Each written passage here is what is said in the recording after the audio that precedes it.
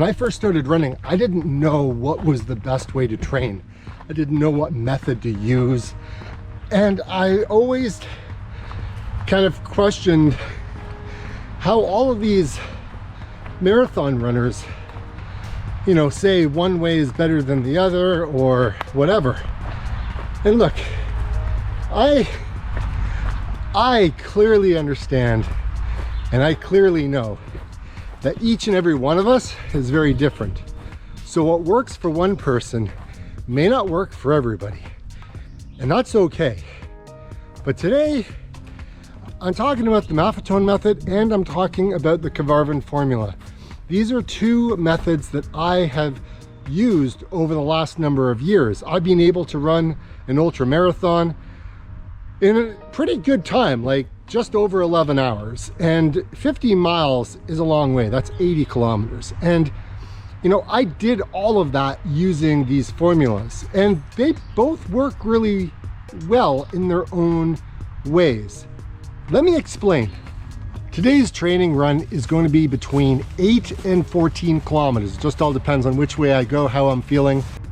By the time you watch this, I will have already paced a buddy of mine starting at 9 o'clock Saturday night. So this morning, I'm probably going to be resting. I'm probably going to be chilling out by the pool, trying to figure out which method I wanted to use to be able to improve my running.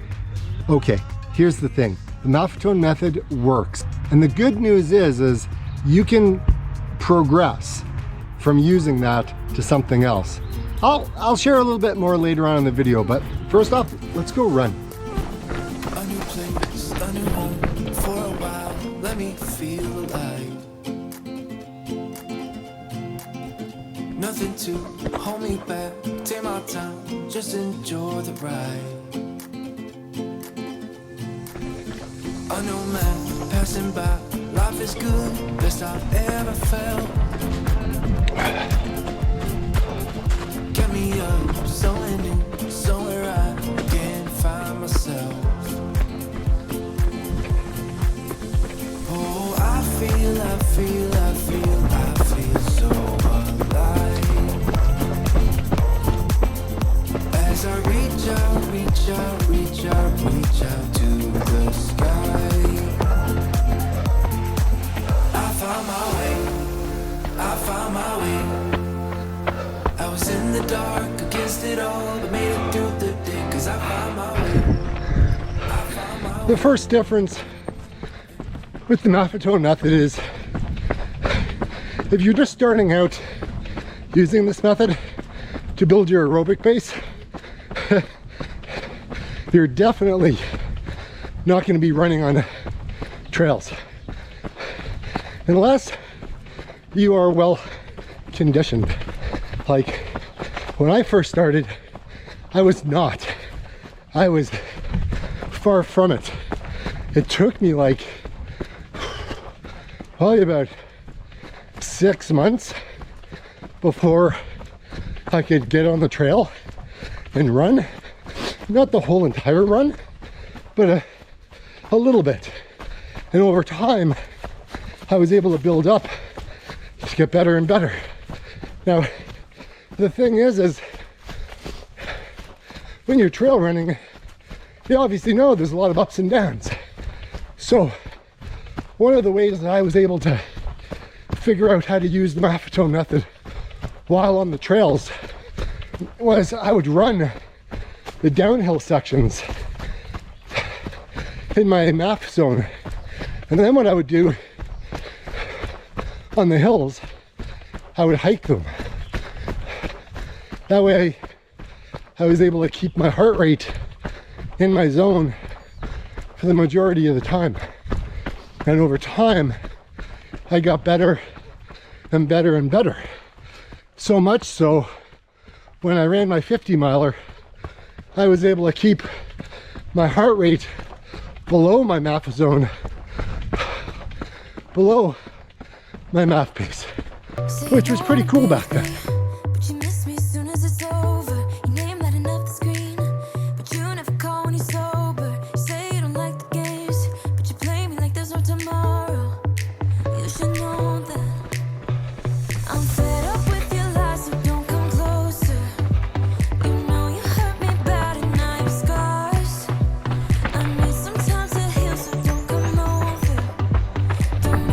Now with the Maffetone method, to build your aerobic base, the formula is basically 180 minus your age. And that's the heart rate you're going to be running at for the majority of your training while you're building your aerobic base. There are some additions and subtractions to that number. If you've been running for 2 years, injury-free, and you've been progressing, you can add 5 beats. If you're over fat, you have to reduce 5 beats. If you're on medication, you have to reduce by 10 beats. Now, if you're overweight and on medication, I would just reduce it by 10. Now, this is strictly while you're building your aerobic base. He doesn't really get into all your target heart rate zones. This is basically the formula he came up with while he was doing a lot of experimenting with athletes, and the number works. Like, for the majority of people now, when you get above 60, maybe even if you're in your 50s, you may have to play around with that number. Sometimes you may have to add 5. But the thing is you gotta do a MAF test, an MAF test, to track your progress. That's something that most people don't do. Runners just kind of forget about it, and they just think, that's my heart rate, I'm gonna run it. If you're failing and not improving, then you're gonna have to make some changes. And sometimes, if you're younger, you're gonna be running too fast. Like if you're in your 30s, yeah, pay attention to that. And like I said, if you're in your 50s and above, pay attention to that as well. This is just, you know, over the last 4 years, guys, just playing around, trying to figure out what works and what doesn't work.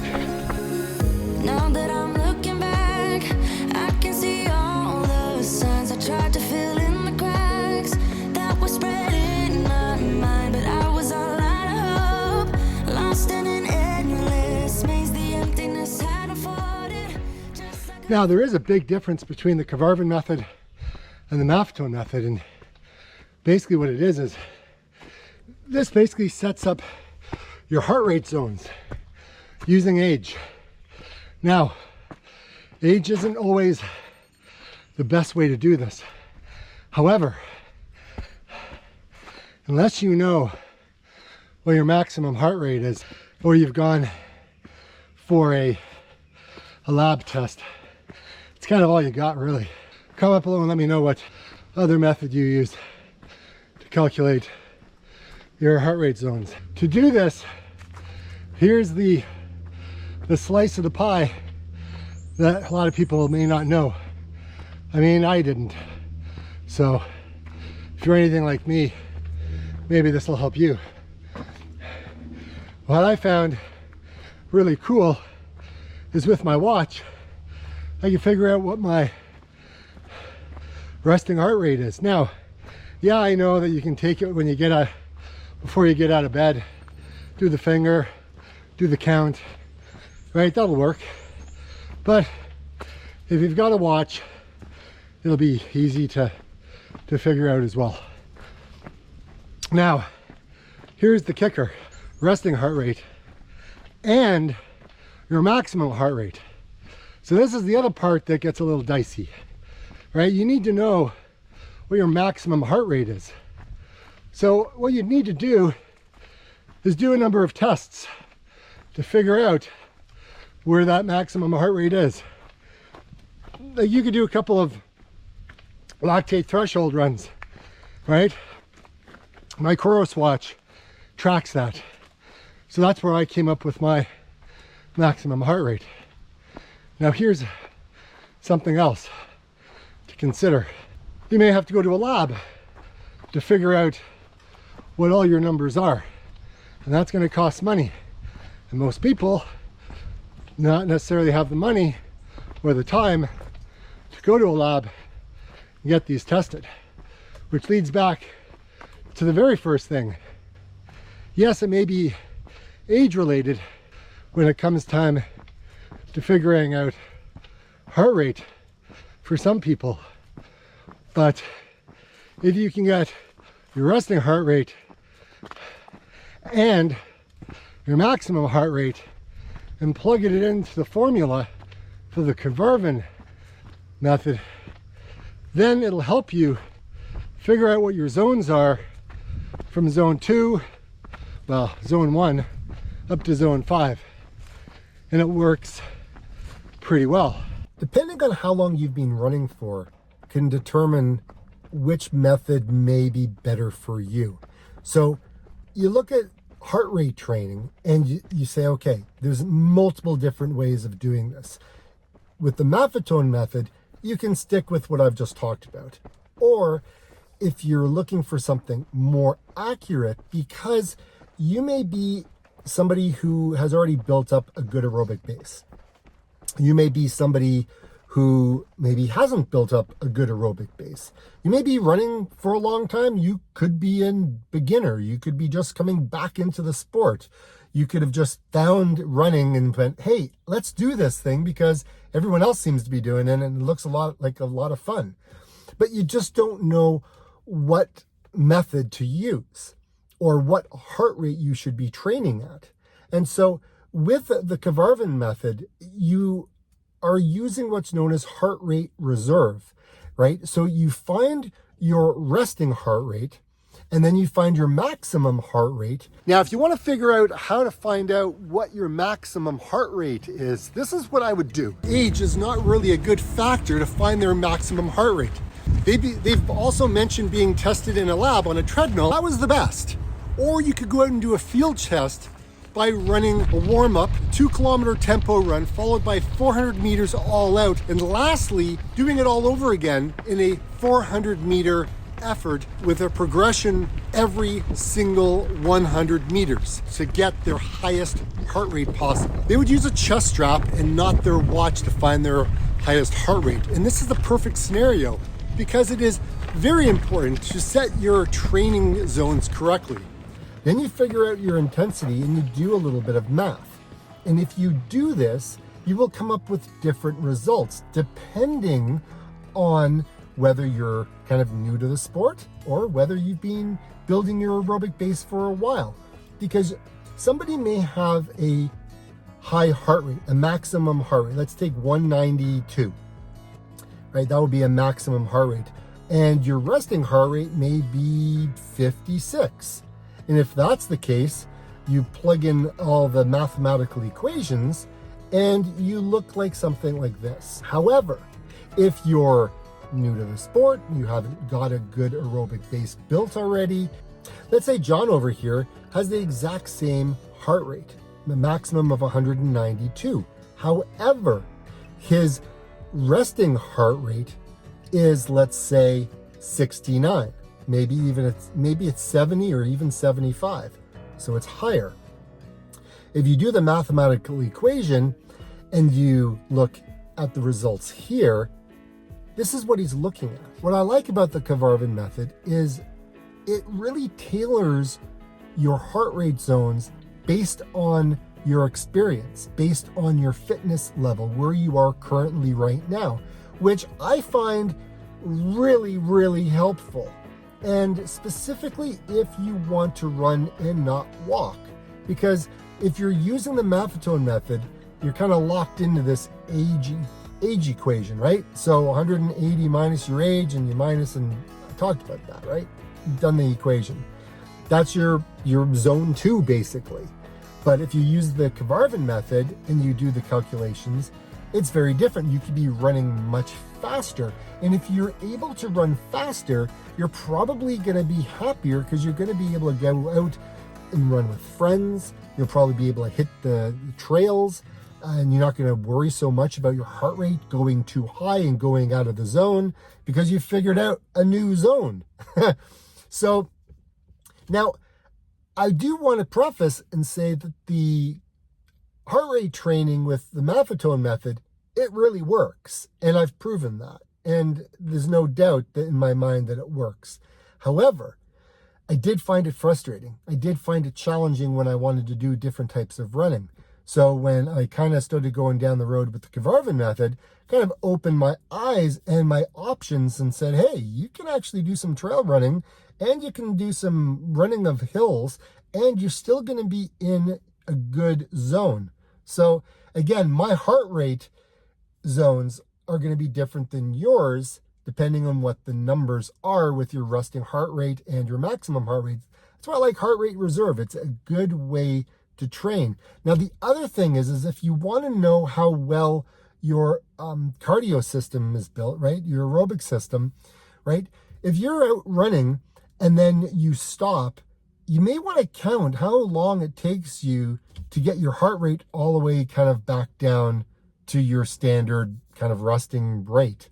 Now, I've done this, and I'll do that maybe in another video, and I'll explain kind of my procedure of doing it. But again, it's something to see how well fit you are. You can try doing this and see what yours comes back at, right? It'd be good to know. When thinking about the Maffetone method or the Karvonen method or the Karvonen formula, look, here's the thing. Both of them work, right? Both of them work. It's just you need to decide which one you're going to use that fits what you're looking to achieve, right? I started off using the Maffetone method, and then I eventually found the whole thing with the Karvonen formula working better for me. Now, there are other ways of calculating how you can figure out what all your zones are, but for this purpose, we were talking about heart rate training, Maffetone method, or using the Karvonen formula. Those were the two methods that we were talking about. Now, again, there's all kinds of other ones out there that you could try to use. Maybe I'll do another video and kind of compare those numbers. But for the simplicity, looking at where my numbers lie with the Maffetone method and where they compare with the two examples that I gave you with John and, I don't know, myself, these were all of the results that came in. So for me, I find that I've got an additional 20 beats more using the Karvonen method than I do if I was using the Maffetone method. Again, it's just kind of where I am at the moment, and I'm pretty happy with it. It works. It's not a bad way to train.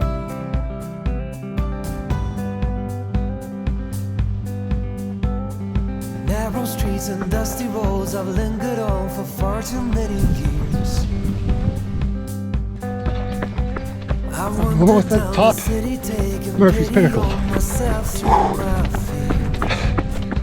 And then it's downhill. Oh, we got some crazy hills waiting for me at the bottom. Oh, God.